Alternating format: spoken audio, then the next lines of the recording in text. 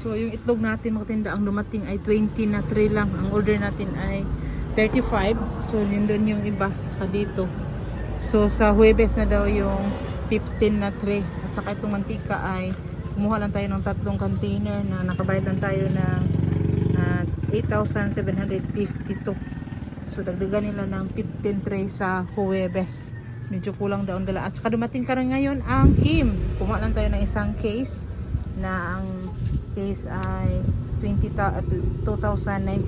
So benta natin ay 23. Saka itong Bitsin na 56, itong orange at saka 62. Ito, benta ko ay 69 pesos mga tinda. Simagang.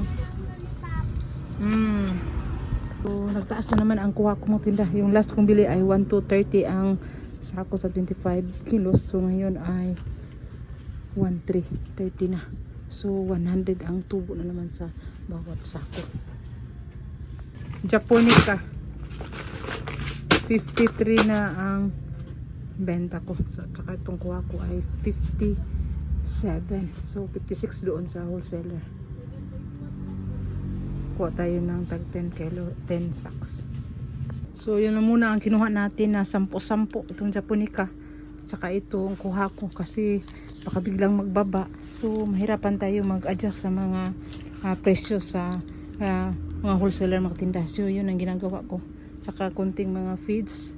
At saka kumuha ako ng mga by 10 at saka 5. So ito ang 10 kilos at saka ang 5 kilos mga tinda.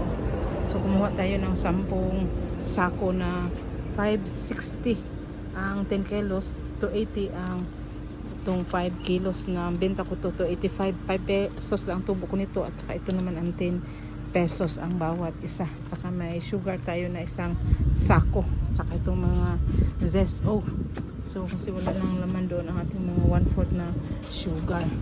So yun ang mga ginagawa ko sa aking mga tinda, paninda mga tinda. At saka dumating din itong XWYG, itong mga piatos. Kumuha din tayo ng konti lang mga tinda. Sa mga itong bigas, sa lahat-lahat at saka feeds, nakabayad tayo ng ilan ito lahat. Wala naman itong presyo. 42,994. So yun lahat natin at karagdagan pa ng 12,000. So mahigit na 50 plus ang nabayaran natin mga tinda. So yun ang ginagawa ko sa aking tindahan para kung ano yung mabenta, yun ang talaga ang bilihin ko. Yung mga biscuits, yung kompleto na siya.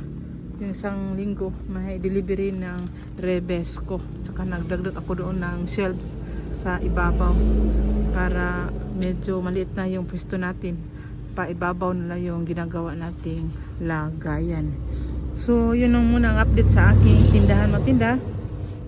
So positive na lang tayo, bawal ang nega.